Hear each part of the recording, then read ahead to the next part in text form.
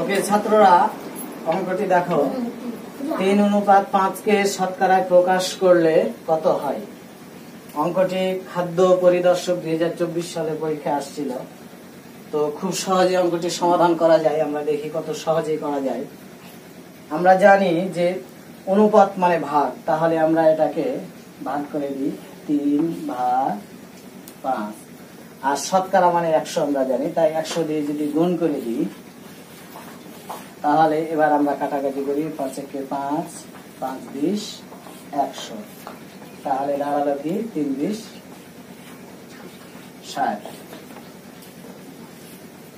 তাহলে 3:5 কে শতকরায় প্রকাশ করলে কত হয়? 60%। খুব সহজেই আমরা অঙ্কটির সমাধান করতে পারলাম।